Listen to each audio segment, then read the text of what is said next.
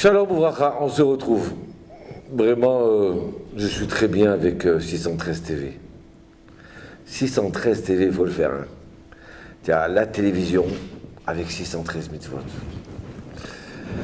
On a une chance aujourd'hui, grâce à 613 TV, de dispenser la Torah à Jérusalem, à Tel Aviv, à Paris, à New York.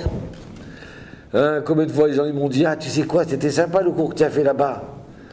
Alors eh ben, ça me donne envie de revenir et de parler, de dire bonjour à mes amis hein, qui nous voient. Et on remercie tous ceux qui travaillent hein, pour cette télévision Kadosh. D'accord, parce que télévision, ça veut dire qu'on est des fois automatisé sur notre vision. Mais nous, on va vous diriger dans la Torah, vers des choses qui sont Kadosh. Pas des visions qui sont interdites, ou des visions qui nous permettent de rêver, mais de trop rêver. Le but du juif, c'est d'avoir les pieds sur la terre et la tête en l'air. Donc, on y va. Mon cher Yoni, comment ça va? Baruch Hashem. Ouais. Content de te retrouver. Alors, tu m'as dit que tu avais des questions. Oui, il y a quelques questions que je voudrais vous poser. D'accord. Déjà, premièrement, une question qui est connue et qui est importante. C'est pourquoi la Torah a été donnée dans le désert? Alors oui, alors là, dans le livre de Bamidbar, on a marqué Bamidbar, on commence. Le livre de Bamidbar, il démarre la plupart des fois, chaque année, juste avant le don de la Torah. D'accord? Donc, la Torah, elle a été donnée dans le désert. 2, on démarre le livre de Bamidbar. Le Bamidbar, c'est quoi? Ça veut dire dans le désert. Alors moi, j'ai pensé à ça. J'ai pensé que, premièrement, le Midrash, il dit, pourquoi dans le désert? C'est le Midrash qui répond. D'accord? Il nous donne une réponse très belle. Im en adam masim atzmo kabidbar, eno yechol lilmod Torah. Si une personne ne se met pas elle-même comme un désert, elle ne peut pas étudier la Torah. Ça veut dire quoi? Ça veut dire que si moi je pense que je comprends tout, eh bien alors là, je ne peux pas recevoir la Torah. La Torah, c'est quelque chose, c'est pas des mathématiques, c'est pas des sciences en biologie, géographie, histoire. La Torah, Dieu il a créé le monde avec la Torah. Donc la Torah, c'est tout. Donc pour arriver à comprendre la Torah, alors à ce moment-là, il faut que je me fasse tout petit, que je sois comme le désert.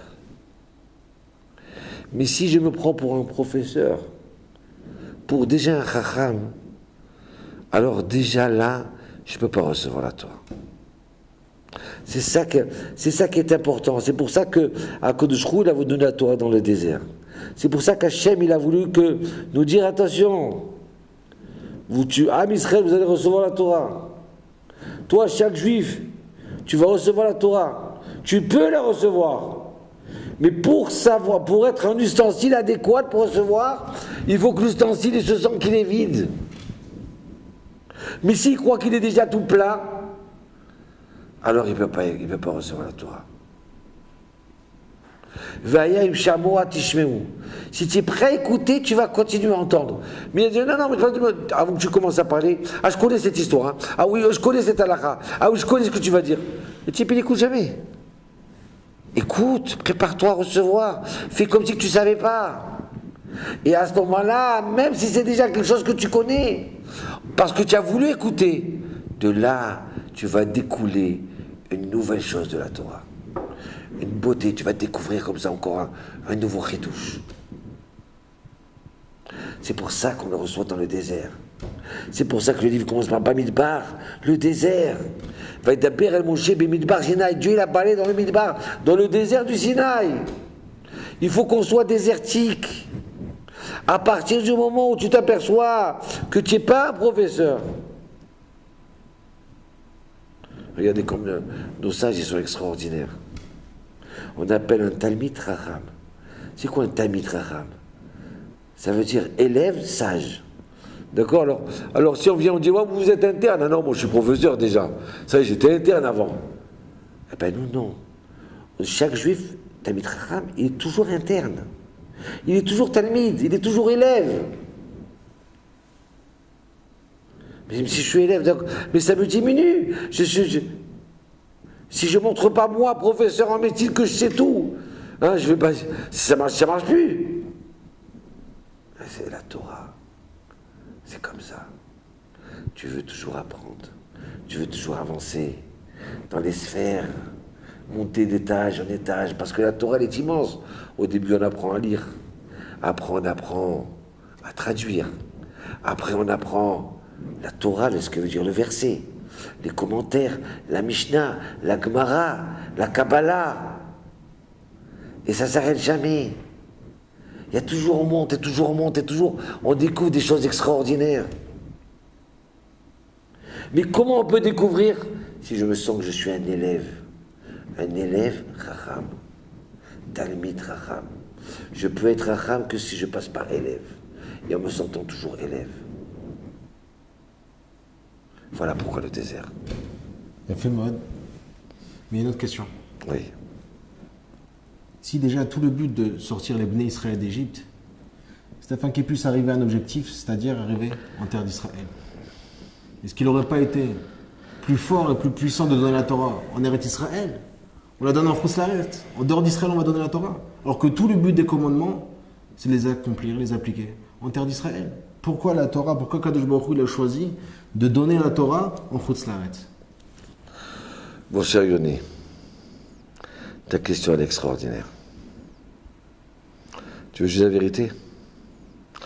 Je pourrais essayer de donner des réponses pour te calmer, hein, être tranquille.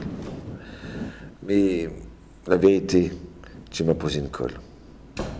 Si la terre d'Israël elle est kadosh, d'accord? Comment on comprend que la vigne ne peut pousser que sur une terre spéciale? On ne peut pas la poser sur n'importe quoi. Un juif, sa vraie terre où il va grandir, c'est en Eretz Israël. Donc alors, si Hachem il a choisi la terre d'Israël pour Abraham Avinu, pour tout le peuple d'Israël, donc alors, la Torah c'est en Eretz Israël, c'est pas ailleurs. Mais c'est une question extraordinaire. Je dis la vérité? Je ne sais pas la réponse. Oui, je ne sais pas la réponse. Peut-être qu'il y a un midrash qui parle de ça. Peut-être qu'il y a une Gemara. Mais je ne sais pas. Et vous savez quoi? Je suis content que je ne sais pas. Parce que maintenant, je vais apprendre. Je vais chercher. Hein? Et des fois, oui, ben, on ne peut pas tout savoir. C'est pas grave de dire je ne sais pas. Anilo Yodia. On a vu plusieurs fois dans des passages de la Torah, de la Gemara, où quand on a posé la question à Ram, il dit je ne sais pas. Hein, vous allez demander à un professeur, mais comment je peux pas dire je ne sais pas? Revenez demain, je vais voir. Mais dire je ne sais pas, c'est que je ne suis plus professeur. Ah ben non, c'est pas grave, je ne sais pas. Tiens, il me posait une question, et je pense que peut-être que vous pouvez poser la question à vos rabbins, vous pensez même vous-même, chacun devait dire pourquoi. Alors maintenant que j'ai dit je ne sais pas, je vais dire la vérité, quand j'ai dit je ne sais pas, Hachem m'a envoyé une idée extraordinaire. C'est ça le désert. Quand je dis je sais tout, alors je ne peux pas recevoir. Mais j'ai dit je ne sais pas, Hachem m'a donné une extraordinaire, écoute ça, ouais, je t'aborde, voilà. Écoute ça. Eh bien regarde, parce que étant donné que les bénis d'Israël, ils vont vivre un moment en diaspora. Alors vous avez un juif qui habite en Ukraine, ou en Amérique, ou à Carcassonne, d'accord? Ou tout seul dans un coin perdu. Alors il va dire, attends, moi je ne peux pas utiliser la Torah, pourquoi? Parce que la Torah elle était donnée en Eretz Israël. Donc quand moi j'habiterai Jérusalem, quand j'habiterai Eretz Israël, à ce moment-là, je pourrai recevoir la Torah. Mais moi qui suis tout seul en Ukraine, je peux pas, je vais faire mon livre, je peux pas, je comprends pas. Hachem il dit non, si tu n'as pas compris la première fois, c'est normal, tu comprends pas. Moi j'avais mon Rav, hein, le Rav David Berdugo. Quand je me suis assis avec lui et que j'avais étudié le Shulchan Aruch, et à un moment j'étais désespéré, parce que j'ai pas compris ce qu'il dit. J'ai pas compris. Le Rav il me dit, Il n'y a pas à désespérer. Pourquoi tu crois que je comprends tout de suite quand je lis? Moi, il faut que je lise une fois, deux fois, trois fois, quatre fois pour comprendre la chose. Pour comprendre ce qui veut dire Maïmonide, ce qui veut dire Rabbi Akiva. Nous, notre problème, c'est qu'on veut comprendre tout de suite. Ah, on n'a pas compris, ça y est, alors je ferme le livre. Non, il faut suer. Il faut prier Hachem, au moins les yeux doivent comprendre.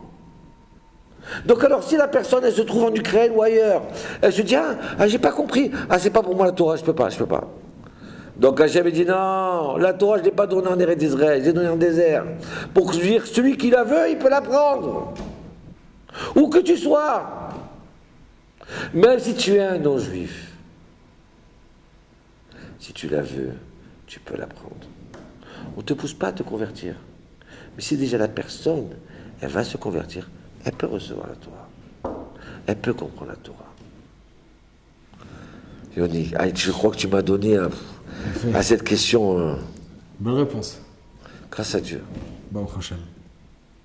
Mais il y a une autre question. Oui.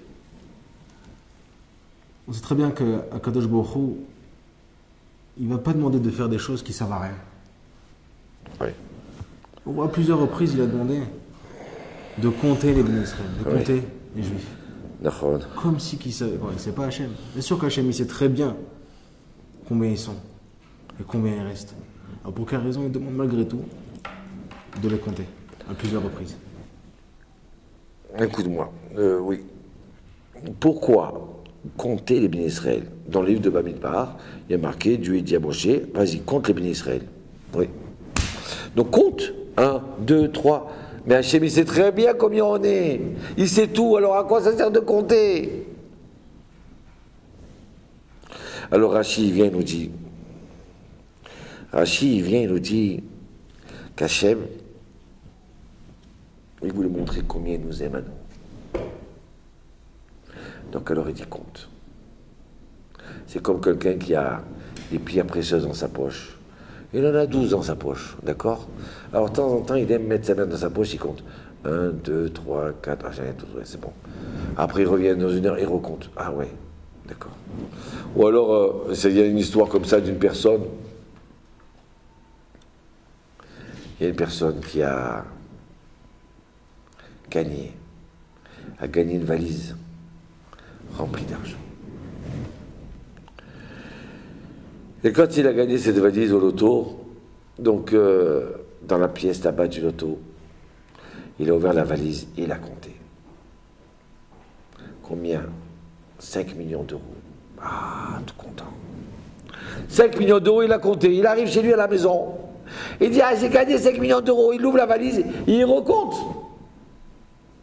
Et le soir, avant de s'endormir, il va recompter. Maintenant, je comprends. Que tu comptes au loto là-bas pour voir si tu n'as pas volé, je comprends. Tu arrives encore pour montrer à ta famille, oui, d'accord. Mais avant de dormir, pourquoi tu comptes? À quoi ça sert? Et là, il ne comptait pas pour... il savait trop bien combien il y avait. Mais c'était simplement le kiff. Ah, voilà, 500 euros, 1000 euros, 1500 euros. Le kiffer. Chaque billet, il est là. Il va entendre le bruit. À Kadosh Hu, encore plus et encore plus. Le fait qu'il aime chaque Yehudi, qu'il aime Yehuda, Yosef, Chaim et Paul, parce qu'il y en a qui s'appellent Paul, ou Pierre, ou Mesaoud, ou Flecha, ou Rivka, ou Shirli, d'accord? Donc le fait de les compter, il faut dire, tu sais quoi, il est là encore, il est là Yoni. Yoni, il est là, je t'embarque chez vous. On compte 1. Il est là, Yitzhak, on compte 2. Il est là, Yaakov, on compte 3. Parce que Hachem, il veut montrer que il aime les bénis Israël, il les aime.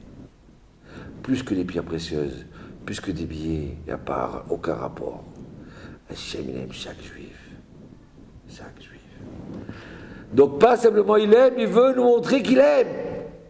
Ça veut dire, vas-y, compte, Moshe, compte. Yoni, tu es là, tu existes en tant qu'Yehudi. Hachem, il veut savoir que tu es là. Oui, Quoi, il veut savoir que moi? Pourquoi? Qu'est-ce qu'il y a besoin de savoir que je suis là, moi? Moi, je suis parmi le peuple d'Israël, je suis rien, moi. Oui, tu es rien. Tu es comme le désert, c'est vrai. C'est vrai. Avant aux yeux d'Hachem, tu es une montagne, Yoni. Yoni, sans toi, le peuple d'Israël, il ne peut pas avancer. Hachem il a besoin de toi. Tu fais partie des piliers du peuple d'Israël. Donc c'est pour ça qu'Hachem il demande de compter chacun, pour qu'il sache que chacun est important aux yeux d'Hachem. Même si on est mélangé dans le minyan, même si on est mélangé dans la synagogue, et même si la personne n'est pas à la synagogue, pourquoi? Parce que la dame elle est en train de préparer le repas du Shabbat. Ah voilà, pour Hachem, cette femme-là, aïe, aïe, aïe, aïe, aïe, sa maison, c'est le côté la Maharavi. C'est Kodesh Kodashim, sa maison. Cette Sarah, cette Rivka, aux yeux d'Hachem, elle est très importante. Donc Hachem, il vient et te dit, attention Yoni, je sais que tu veux t'effacer comme le désert pour recevoir la Torah, c'est très bien. Avant, ne va pas croire, tu vas t'effacer au point de te détester, au point de savoir que tu es insignifiant. Non, aux yeux d'Hachem, tu es une montagne. Tu comprends, il y a des gens, ils ne savent pas où, ils sont super orgueilleux. Il n'y a que moi qui existe dans ce monde, il n'y a que moi. D'accord, poussez-vous, c'est moi qui rentre. Non, on n'aime pas ça. Ça, c'est pas un Yehudi, ça. Excusez-moi de vous dire. Une bar mitzvah qui descend en hélicoptère hein, dans une salle, d'accord? C'est pas ça. C'est pas Yehudi. Un Yehudi, c'est quelqu'un qui est timide. C'est quelqu'un qui est réservé. C'est quelqu'un qui est dans le désert, qui est désert. Alors, des fois, les gens, ils se sentent tellement déserts qu'ils ne s'aiment plus. Ils n'existent plus. Hachem dit non, ne va pas de l'autre côté, dans l'impureté, non. Il faut que tu saches que même si tu es dans le désert, tu es désert, tu n'es rien. À la yeux d'Hachem, tu es l'homme le plus important. Tu comprends? Tu peux être David Améler. Tu peux être le roi David. Tu peux être la reine Esther. Oui. C'est ça pourquoi il a voulu compter. Que s'aimer soi-même, c'est important aussi. De savoir qu'on est là. Enfin, il ne faut pas être égoïste. Il faut savoir qu'on est aimé d'Hachem. Hachem, il nous aime, Yoni. Voilà pourquoi on compte.